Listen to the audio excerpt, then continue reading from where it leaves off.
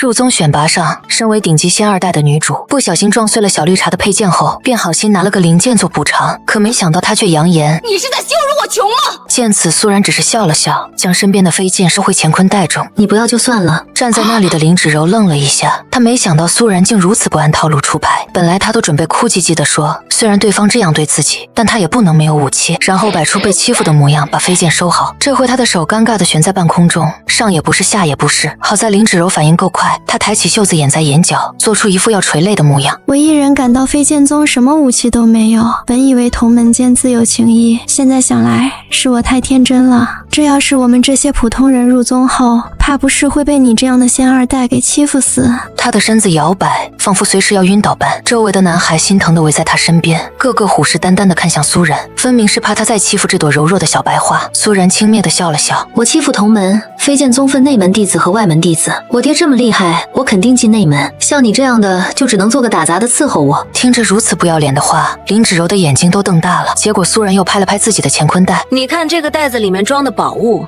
有些东西你可能到死都不一定听过，更别说能亲眼看看了。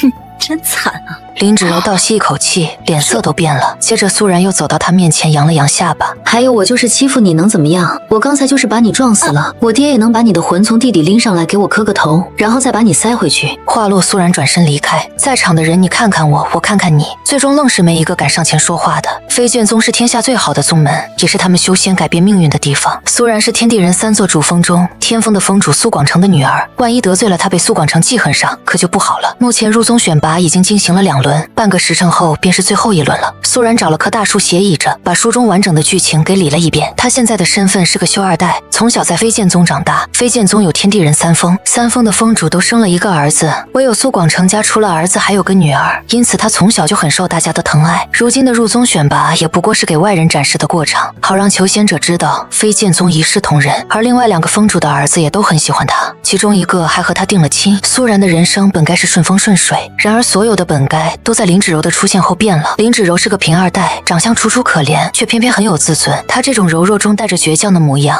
让人十分心疼。虽然林芷柔天赋一般，当初选拔时差点连内门弟子都当不了，但这些都不要紧，因为她有过人的撩汉能力。等到年岁稍大些时，她就勾得3峰峰主的儿子为她倾心。先是苏然的哥哥，对她爱得要死要活，不惜为了她和自己翻脸。再之后是苏然的未婚夫，他写下悔婚书，说尽绝情话。最后连地峰峰主之子也沦陷在林芷柔的16群下。他坚信苏然欺负林芷柔，便在一次入秘境时故意将苏然推入幻境，害得父亲来救他时被魔道偷袭。最后虽然将苏然救了出来，但父亲也死在了秘境中。想到林芷柔这么恶心，苏然又朝他所在的方向冷冷看了几眼。林芷柔被一群男孩簇拥在中间，众人正在安慰他。感受到苏然的目光，他如同受惊的奶兔哆嗦下，用他的柔弱衬托出苏然的嚣张跋扈。这时苏然耳边突然响起一道无奈的声音：“听说你欺负其他前来参加选拔的人了。”来人正是苏然的哥哥苏风君。在没遇到林芷柔之前，苏风君可谓是十足的好哥哥。然而这又有什么用呢？最后还不是被林芷柔迷得找不到北。苏然慢慢别过头，面无表情地开口：“对啊，我就是欺负他。”苏风君又笑了：“平日是我太惯着你，你有些小任性没问题，我和父亲都会满足你，但你现在大了，可不能任性。”苏然依旧面无表情：“我就是任性，你能奈我何？”苏风君盯着苏然的脸看了几秒，妹妹还是那个妹妹，但今天的妹妹好像变得一点都不可爱，让他连话都不知道该怎么往下说。这时一道洪亮的声音在试炼场上响起：“最后一轮比试将在1刻钟后开始。”苏风君拍了拍苏然的肩膀：“加油！”苏然没任何情绪的转身，接着来到最后一轮的试炼地点。这次的试炼方法是比较老套的登仙路，这批弟子排名靠前的一半将会顺利进入飞剑宗的内门，至于排名靠后的一半，就只能做个外门弟子。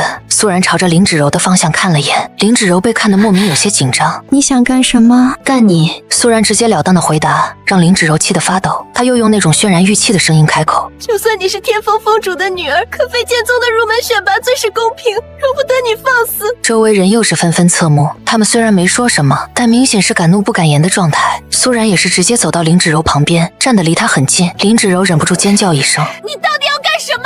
苏苏然看了他一眼，还是一样的回答：干你！最后的试炼正式开始。之前还看着普普通通的石梯，此时却附上一层金光。林芷柔刚开始争强好胜，走得飞快，可到后面她的步伐就慢下来了。这时突然有人拍了拍她的肩膀，林芷柔回过头去，发现苏然正笑眯眯地盯着她。此刻飞剑宗的大堂内，宗主和3大峰主站在一块水镜前，观察着弟子们的试炼情况。其中大长老面色古怪地看向苏广成：你女儿怎么回事？这也太离谱了吧！苏广成也无奈地摸了摸下巴：我也不知道啊。画面中，苏然抓着一个女孩站在原地，只需看上一眼就知道，她这是在破坏对方的试炼，不想让对方拿到好名次。登仙路要在规定的时间内走得越远越好。如今苏然和林芷柔已经是妥妥的最后一名了，还能这样？宗主皱眉看向苏广成，大长老见此轻咳一声。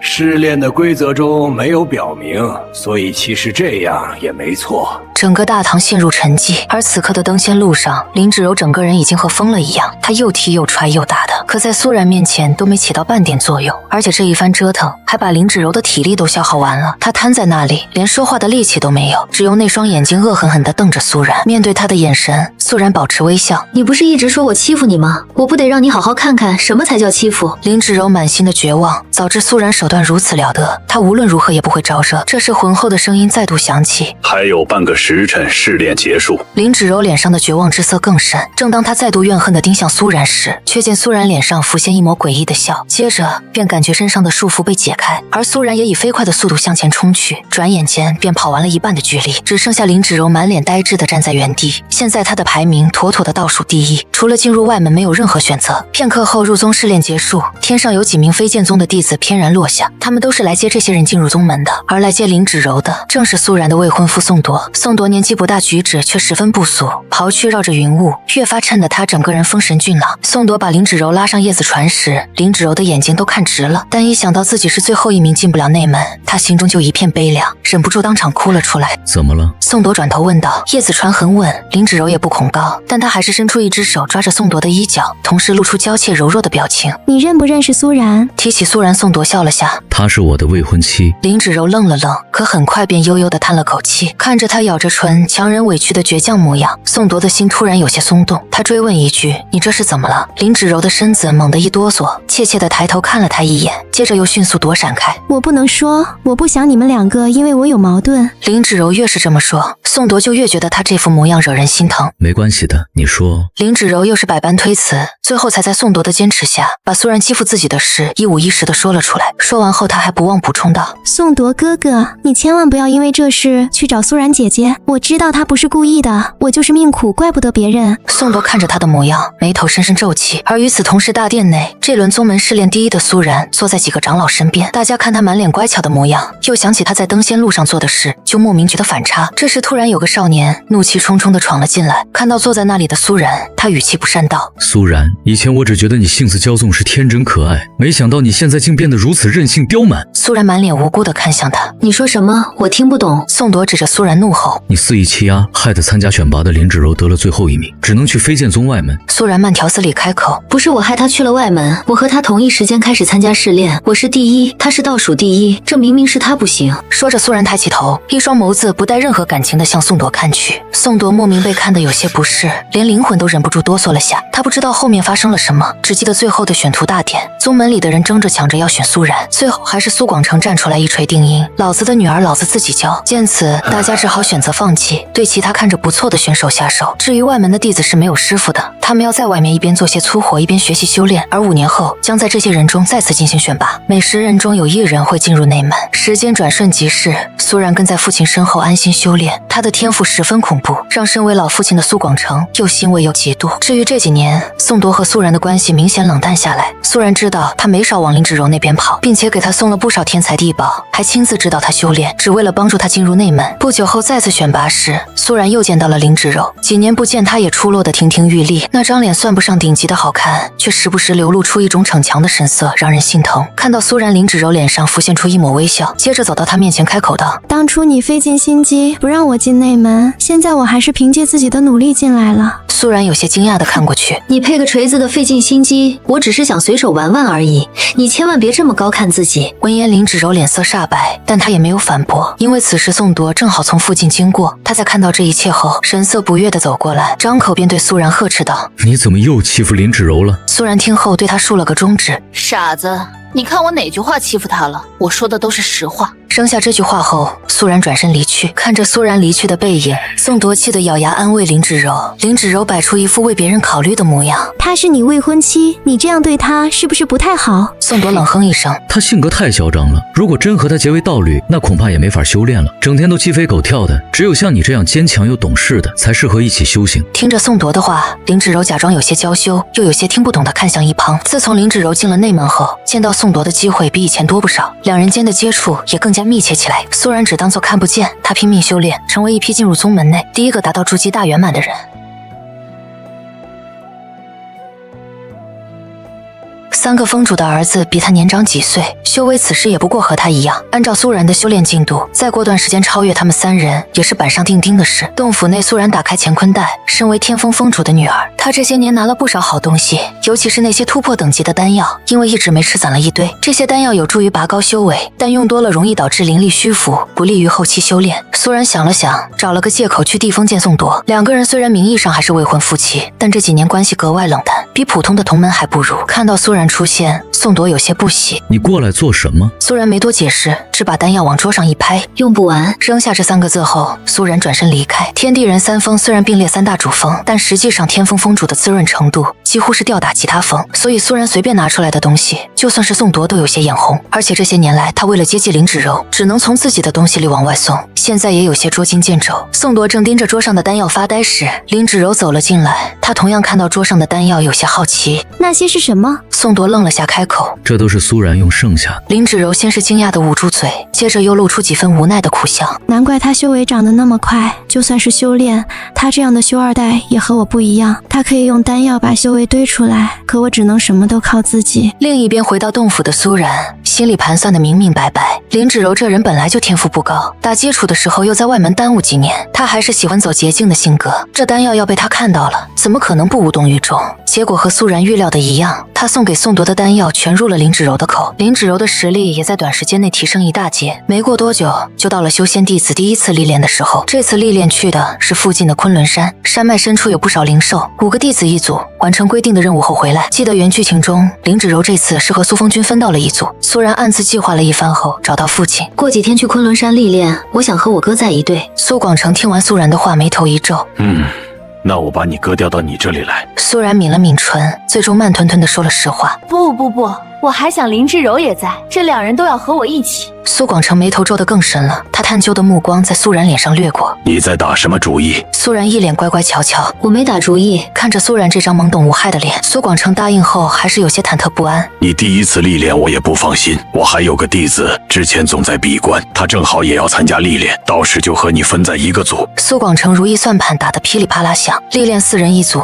除了林芷柔和苏然外，剩下的一个是自己儿子，一个是自己弟子，2个人一起上阵，绝对能把苏然给看管好的。苏广成拿出传音石喊了个名字，半刻钟后，洞府的禁制从外面打开了。师父，苏广成满意的目光落在沈舒言身上：“这次历练我把你和小女分在一组，到时你看着她一点。”沈舒言回过头，眸中没有任何波动，仿佛这世间一切都入不了他的眼。谨遵师命，如果没什么事，我就先回去修炼了。苏广成挥挥手，看着少年的背影感到惋惜。很快到了正式历练时，林芷柔已经提前到了，他此时正和苏风君说着话。苏然看着这个未来的人渣哥哥就觉得心烦，连招呼都懒得打。苏风君则上下打量他几眼后，突然笑了：“好久没见，你修为增长速度这么快，竟然都是筑基7大圆满了，快要赶上我了。”苏然扫了他一眼：“那是应该的。”林芷柔惨然一笑，清丽的小脸转向苏然：“苏然，你不要这么自傲，修为这种东西，前期靠着丹药可以提升很快，但根基不稳，后面就有些难了。我觉得我们修仙还是要一步一个脚印的比较好。”说着，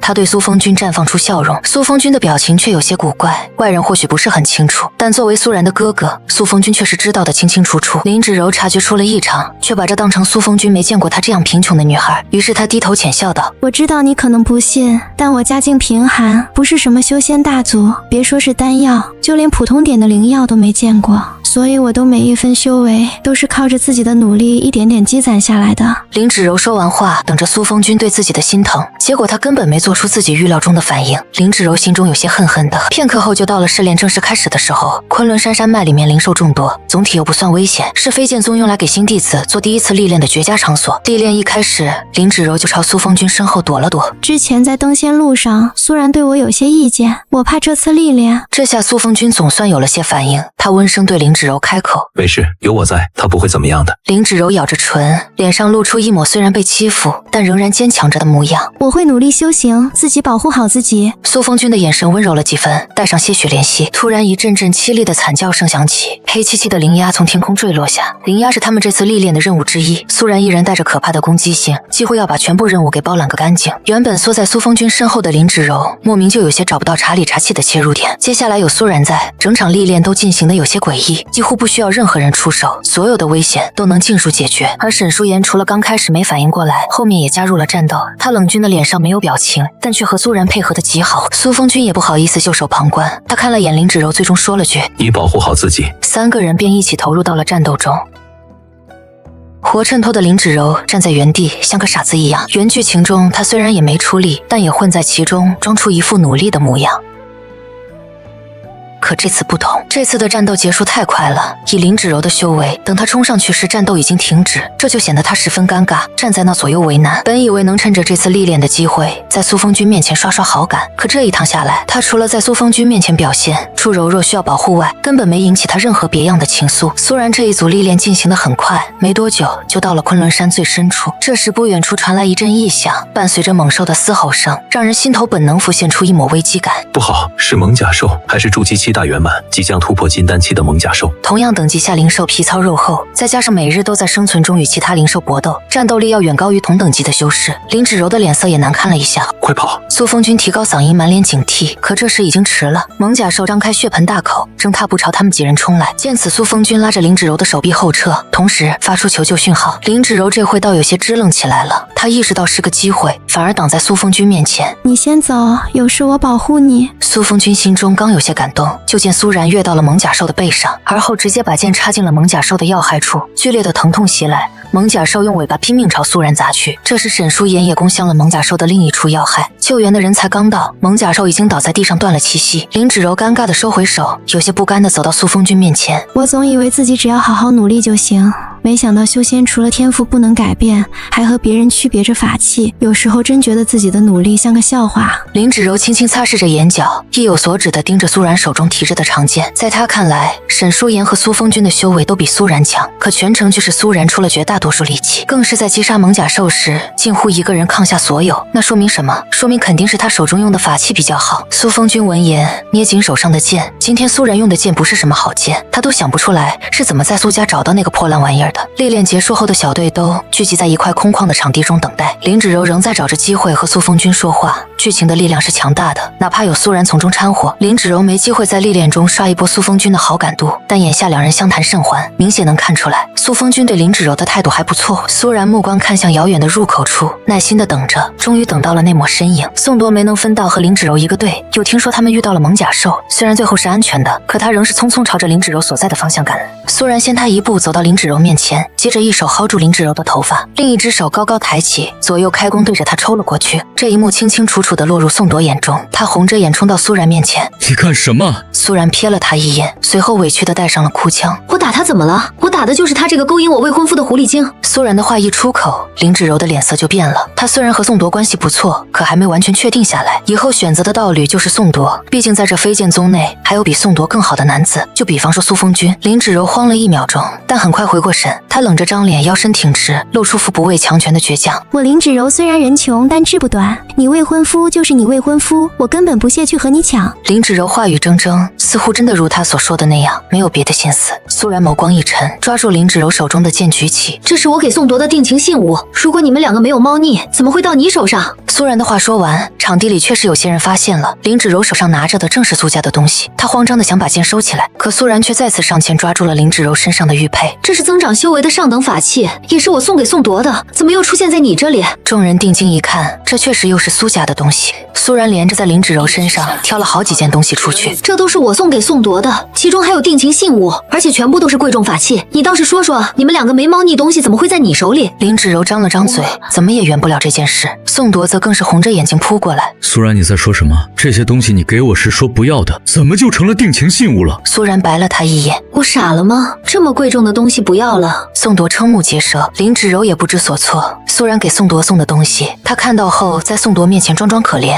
宋铎就全拿来给他了。刚开始他还小心翼翼，怕被苏然发现，但后来看到苏然好像没什么反应，林芷柔的胆子就大了起来。他当时还在心中想着，苏然这种人就是不知人间疾苦，那么贵重的东西说不要就不要，估计他手中更好的东西都是数不胜数。于是林芷柔也没有当初那么谨慎，公然的拿出来用了。如今这全部成为他和宋铎间有奸情的铁证。林芷柔身子摇晃，恨不得当场晕过去，但苏然却抓过林芷柔的手，纯净雄厚的灵气输送而入。林芷柔现在不仅不会倒下去，反而分外精神。我要请宗主为我主持公道，我要当着飞剑宗所有人的面和你这个移情别恋的人退婚。被苏然这么一闹，事情想轻而易举的平息下去已经不可能了。林芷柔惶恐的被拖到宗主面前跪下，她从来没见过这么大的阵仗，浑身都剧烈颤抖起来。大堂两侧坐着长老和三峰峰主，苏然声泪俱下的描述了自己如何喜欢宋铎，如何把宝物全部拿来送给他。宋铎听得瞠目结舌，你明明说那些都是你不要的。被他这么一呵斥，苏然神情越发受伤，怎么可能是不要的？那都是修仙界难得的宝物，我只是比较单纯，又不是傻。宋父从座位上走下来，抬手狠狠扇了他一巴掌，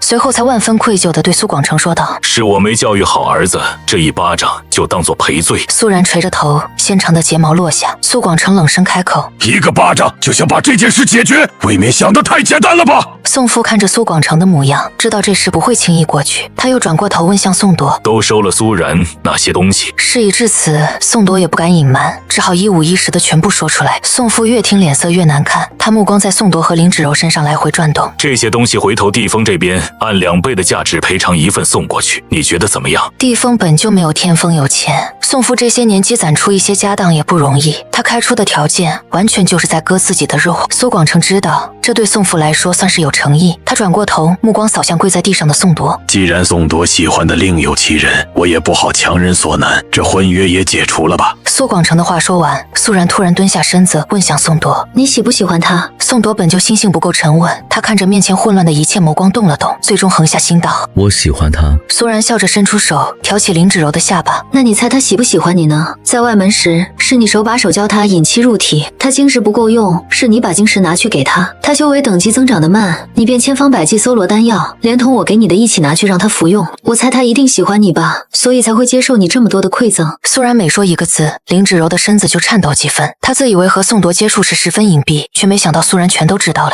甚至连一些细节都知道得清清楚楚。宗门中有话语权的人，目光都探究地落在林芷柔身上。林芷柔张口，顶着这么大的压力，她无论如何都没办法说出自己不喜欢宋铎，除非她以后不想在飞剑宗混下去了。我确实对宋铎有好感。说完这句话后，她的内心就迷茫起来，这种尘埃落定的感觉让她分外难受。难道她以后人生的可能性就只有宋铎了？可她还那么年轻，为什么上天要对她如此残忍？苏然站起身，朝宋父行礼：宋伯父，我看他们两人是因为我的婚约一直被耽误到现在，如今有情人终成眷属，要不干脆就让他们订婚算了。我知道感情是种控制不住的东西，他们两人如果是真心相爱，我被背叛的痛苦也能减缓许多。苏广成捕捉到苏然那句被背叛的痛苦，他立刻站了出来：你择日为他们两人订婚吧。飞剑宗的其他人在这件事上也觉得苏然是受害者，只要这时的苏然要求不过分，那当然是满足他。飞剑宗宗主也发话了，要求两人早日订婚。这件事以此落幕。很快整个飞剑宗都知道了，林芷柔和宋铎是未婚夫妻的关系，不像剧情中的林芷柔，至始至终都保持着哥哥妹妹的设定。现在她一个有主的女子，还打算继续去和别人认哥哥，到时就算宋铎不在意，可宋铎的父亲怎么可能不介意？刚走到自己洞府门口，苏然看到最前面站着个修长的身影。苏然。沈淑妍开口唤了他的名字。干什么？有什么事儿？苏然连声问道，声音里有些警惕。我想和你请教修行上的事。你不仅修为增长得很快，实力也远在修为之上。只要你愿意将方法传授给我，待我做完自己的事后，我愿成为你的仆从，永远追随着你。苏然惊愕地张开嘴，在思索几秒后点头。我教你，但我不保证我讲给你听你就能懂。反正你要是学不会，也不许再缠着我。苏然说是教他，实际上自己心里也没底。从他修炼神速开始，第一个问他这个问题的不是别人，正是作为他父亲兼师傅的苏广成。苏广成是原主希望保护好的任务对象，所以苏然也没任何隐瞒，直接将方法都说了出来。结果无论苏然怎么解释，苏广成就是听不明白。最后这事只能不了了之。敲定好修炼的事后，沈舒言每天都会来苏然的洞府。经过一段时间的观察，苏然发现了沈舒言虽然理解的不是很快，但他却能一点点接受。大概1个月的时间，沈舒言的修炼速度和实力都提升上来了。苏然怕他后面再来找自己，一点都没藏私，准备把自己会的全部交出去。最后一天时，沈舒言比平日迟了1刻钟。他来时拿了个香囊袋子递给苏然，这个给你，你不要太难过。苏然刚要问我难过什么，就听外面传来悠扬的音乐声，他这才想起来，今天是宋铎和林芷柔定亲的日子。本来出了这样的丑事，宋父是不准备定亲的事大办，奈何宋铎对林芷柔一片痴心，他生怕委屈了林芷柔，同时也想气一气苏然。苏然懒得多解释，过去的事就过去吧，我本来就没喜欢过宋铎。关于林芷柔订婚的话题到此为止。苏然又叮嘱了不少修炼事项，至此他要交给沈舒言的就全交完了。沈舒言这边的事结束后，苏然又在家中修炼了几天。等他出洞府后，对外全部声称伤心欲绝。这样一来，林芷柔明面上是宋铎对未婚妻没错，但他抢别人夫婿的事，还是闹得整个飞剑宗都知道了。飞剑宗不少女弟子都对他这种行径很不耻。宋铎这边已经对林芷柔死心塌地了，按照剧情，很快苏风君也会沦陷。这段时间，苏然一反常态地跟在苏风君身后。不久后，林芷柔果然主动找到了苏风君，他上来就抓住苏风君的手臂。苏哥哥，请你这次一定要帮帮我。林芷柔一张娇俏的小脸，哭得梨花带雨。我不小心把同门的一颗丹药毁坏了，现在同门要我赔偿，我根本赔不出来。我不是要和你要，我可以给你打欠条，有朝一日定然还给你。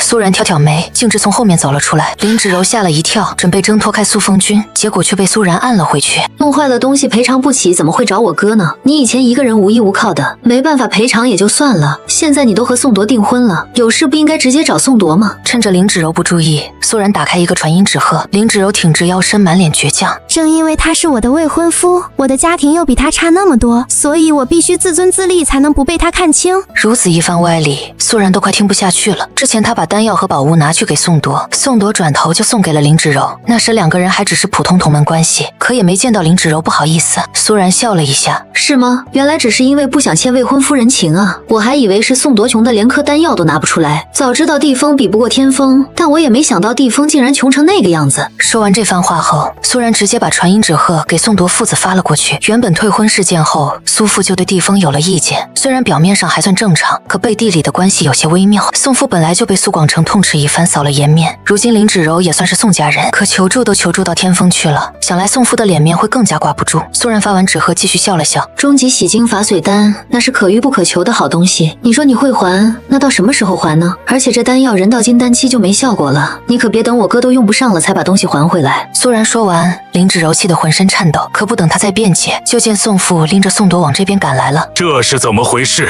你是宋铎的未婚妻，怎么会和别的男子搂搂抱抱？林芷柔张口，眼泪簌簌地落下来。她求助般看向宋铎，平时她把宋铎拿捏得死死的，完全知道自己做出什么模样会惹得宋铎心疼。苏然眼中闪过一抹玩味。原剧情中，地风和人风风主不是不知道林芷柔水性杨花，可那时地风的宋铎和人风的季无绝都已经有了一定实力，完全可以和他们父亲叫板。现在林芷柔的事被苏然揭开的比较早，宋铎还不能忤逆父亲。快说，到底是怎么回事？林芷柔的脑袋高速运转起来，可想不到合理的借口，她只能委屈的开口，把前因后果说了一遍，但侧重点还是在她这样都是自强自立，不想让宋家看清她。宋父气的额头青筋暴起，他指着苏风君道：“你分明是找个男人要东西，你所谓的自强自立就是靠男人。”林芷柔被这样一指责，反倒生出骨气来，她脸上又露出坚定的神色。伯父，我知道您是地风的风主，位高权重，不是我这种普通修士能比上的，但这样不是你作践我的理由。我分明是找别人借，我自己会还的，你凭什么说我是在靠男人？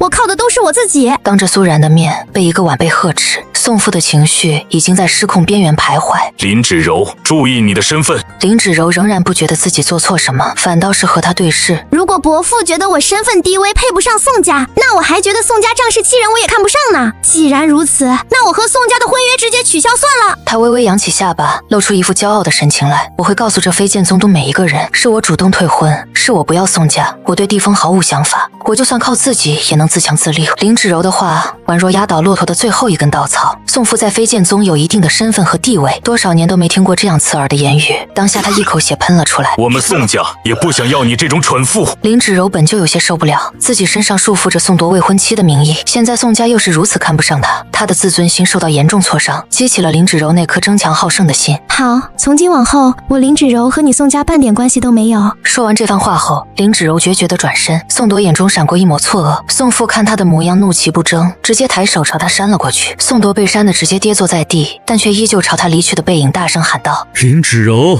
听到宋铎的声音，林芷柔回过头，但看着他那副匍匐在地，唇角还带着鲜血的模样，便本能觉得厌恶。我喜欢的人必须是顶天立地的男子汉，一个不能保护我不受家人欺负的人，也不配让我喜欢。说完这话，林芷柔仰着下巴离开，宛若高高在上的女神。宋父则是气到丧失理智，回到地风后，他做的第一件事就是宣布宋铎和林芷柔解除婚约。看着痛不欲生的儿子，宋父更是气不打一处来。父亲，你为什么要拆散我和他？见宋铎这副模样，宋父彻底死心，他没给宋铎任何求情的机会，直接把他关到一处灵山，布上10年的禁制，让他在里面修行。或许10年时间会让宋铎错过一些机缘，但如果继续让宋铎和林芷柔接触，恐怕宋铎的一生都要被那个女人毁了。解除婚约的消息传得沸沸扬扬，林芷柔则是摆足姿态，有人问起便说她不想依靠男人，只想自己修行，是她不要宋铎的。苏然听了这话，除了夸他脸大，也想不到还能夸什么。虽然他天赋一般，但如果真在修行上心性坚定，修为肯定会比现在要高。苏然这边继续开始修行苦练，而苏风君那边还是把吸髓丹借给了林芷柔。原本他被苏然讥讽的话说得有些动摇，可后来林芷柔被退婚，在苏风君心中就变得可怜起来，他不忍心再拒绝。苏然也没做什么，直接把这事告诉了苏广成。苏广成听后怒气冲冲地找到苏风君。林芷柔什么人你不知道，他可是抢了你妹妹的未婚夫，我们不和他结仇就已经是仁至义尽了。苏风君微低着头，过了良久后才慢慢说道：父亲，我并没有其他意思，我只是觉得他可怜。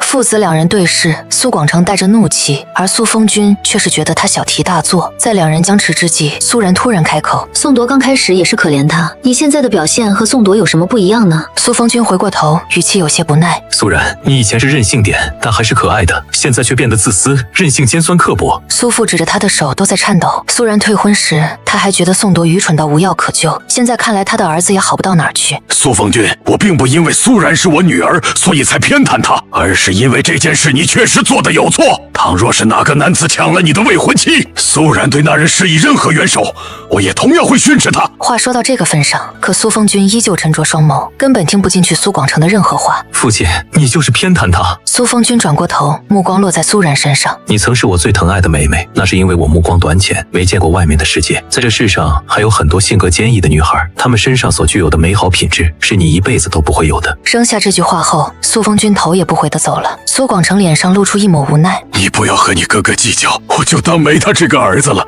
以后这天风的一切我都交给你。苏然有些诧异，他没想到苏广成对女儿的疼爱竟然到了这个程度。父亲，谢谢你，我先出去了。苏然告辞后，隐藏着自己的行迹，跟在苏风君后面。少年俊朗的外表失去了往日的光辉，他低头闷着气，就这样直直地走着。突然，少女娇俏的声音响起：风君哥哥，你怎么了？苏风君抬起头，一眼就看到林芷柔那张充满关切的脸。是不是因为我的事，你受到了伯父的责骂？说着，他唇角泛起一抹苦涩的笑。都是我不好，我不应该把你卷进来的。林芷柔用力咬着唇，脸上露出坚定之色。我现在就把东西还给你，不能让你因为我受责罚。看着他娇弱的身姿倔强的模样，苏风君沉声开口：东西拿给你时我说过，等你以后有能力时再还，现在我是无论如何都不会再收的。而且父亲偏袒苏然，还与不还都是一样。林芷柔眨巴着眼睛，似乎在心疼。没想到你平日看着阳光开朗，竟然还有这样的心酸。以后如果遇到难受的事，不要像今天一样强撑着，你可以来找我。我虽然不能帮助你什么，但我会永远站在你身后，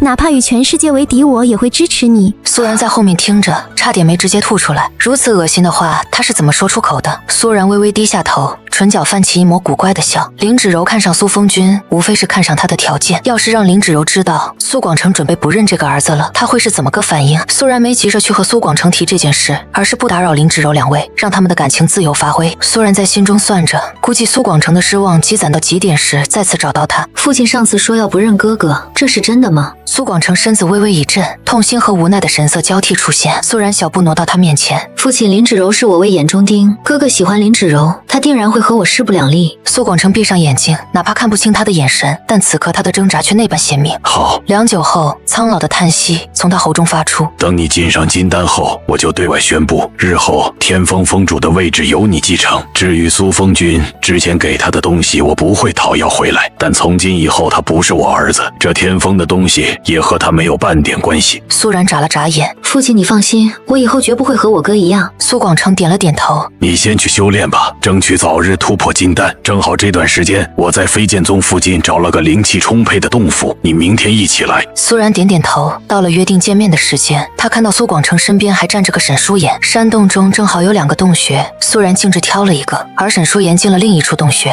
3天后，狂暴的灵气在接触身体的那一刻突然变得有序起来，那些灵气慢慢凝聚，变得雄厚，向着丹田处汇聚在一起。而在丹田的地方，一股黄色的能量正在凝成实体。原本清朗的天突然小范围内阴沉下来，狂暴的力量夹杂着雷霆之势，朝着苏然所在的方向席卷而来。在最外面守着的苏广成愕然回过头，这竟然就金丹了，才修炼几天啊？他顾不上内心复杂的情绪，迅速在外面摆好阵法。天雷无眼，对很多修炼者来说，比突破桎梏更难的是度过天雷。青蓝色的雷电狰狞着盘旋而下，原本闭目中的苏然陡然睁开了眼。那一眼后，刚才还凶神恶煞的雷电转瞬间便消失不见。苏广成瞠目结舌地看着眼前的一切，仿佛刚才的天地异象只是幻觉。他此时有些不知道该说什么。如果没看错的话，刚才的天雷应该是畏惧苏然，不敢批他张皇离去。可天雷代表的是天道，不待苏广成思考清楚这诡异的变故，沈舒言那边也有了动静。雷结裹挟着可怕的力道倾泻而下，沈舒言整个身子都被粗壮的雷电包裹在中间。苏广成看了几眼便放下心来，他这次渡劫虽然痛苦，但并不凶险。片刻后，9道天雷终于消失不见。沈舒言沉默着站起身，无形的力量在他指尖萦绕开。苏广成脸上扬起欣喜的笑，现在也到了兑现承诺的时候。回去后，苏广成就把苏然升入金丹的消息发布出去。正好这段时间，仁丰封主的儿子季无绝也回来了。他刚刚进入金丹期，如果没有苏然和沈舒言，他将是最年轻升到金丹的人。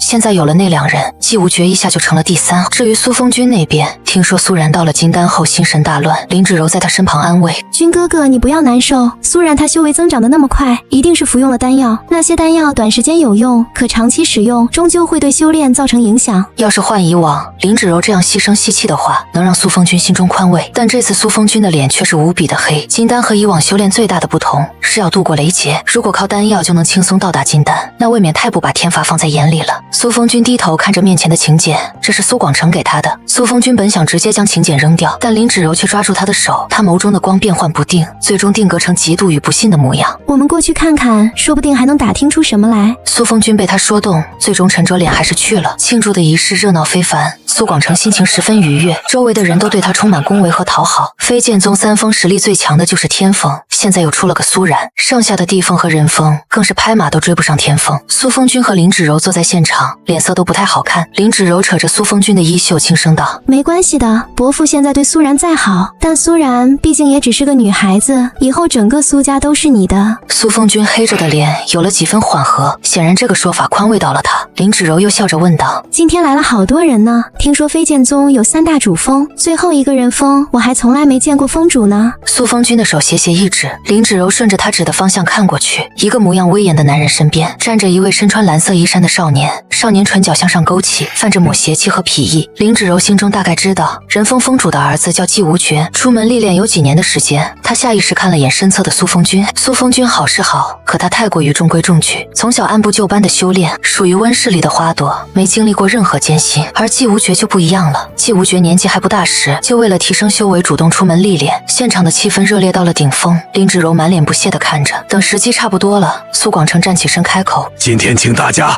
到这里来一聚，除了想告诉你们苏然升到金丹的好消息外，我还要宣布一件事。看着苏广成郑重的模样，场地里的喧嚣突然停了下来。苏所有人的目光都朝苏广成看去。大家都是知道的，我有一儿一女，可封主之位只有一个。很多年前，我就在心中立下誓言，这2个人谁先达到金丹期，封主之位就传给谁。此言一出，全场都震惊了。在这片寂静中，苏风君眼眸瞪大，他不可思议地站起身。父亲，为什么？苏风君俊朗的五官变得扭曲。苏广成再度叹了口气。我当初虽然在心中立下誓言，可我总想着你年岁比苏然大，能提前修炼几年，可怎么也没想到会这样。苏广成这番话说完后，也散了这场庆祝。众人都沉浸在震惊中，没回过神来。苏然目光微微向下一瞥，看到这最受震惊的，除了苏风君外，怕就是林芷柔了。林芷柔那张小脸煞白，整个人坐在那里，仿佛是个没有灵魂的木偶。苏然缓缓走过去，用只能3个人听到的嗓音道：“哥哥，我相信你不傻，你应该能看出来，父亲所谓的誓言只不过是应付外界的说法。”苏风君听到他的话，猛然抬起头。所以为什么？到底是为什么？当然是因为他呀！真相就是父亲觉得你为了林芷柔这种心机女忤逆他，怕也不是个聪明的。天风交到你手上，迟早也要被你败光。林芷柔瞬间脸色涨红的反驳：“我不是你说的那样。”是吗？苏然似笑非笑地看向林芷柔：“你不是有心机，那你为什么只喜欢家世好的人？”林芷柔咬着唇，满脸的无辜：“我没有，我不是只喜欢家世好的人，只是我喜欢的人恰好……”他一副快要哭出来的模样，仿佛苏然怎么欺负了他。苏风君脸上浮现出心疼，有意无意地拦在林芷柔面前：“你说话注意点，芷柔她不是你那种没心没肺的性格，你知不知道你随意一句会让她难受很久的。”苏然笑得越发随性：“哥哥，我们打个赌，要不你多久他就会喜欢上季无绝？”苏风君明显不信，目光中带着几分警惕：“你又想做什么？”苏然摇摇头：“苏风君，我不要你赌什么，因为你很快将是个一无所有的人。你落魄之后千万不要回来找父亲，不然我会杀了你，就这么简单。”苏然，你什么意思？我就是要让你看着我一眼就能预见的事，有些蠢人却怎么也看不透。扔下这句话后，苏然转身离去。苏广成宣布苏风君不能继承天风后，他的身份就变得有些尴尬起来。之前大家都把他当成天风继承人来看，但现在他和那些出身普通实力较强的英才也没什么区别。而林芷柔最近的心情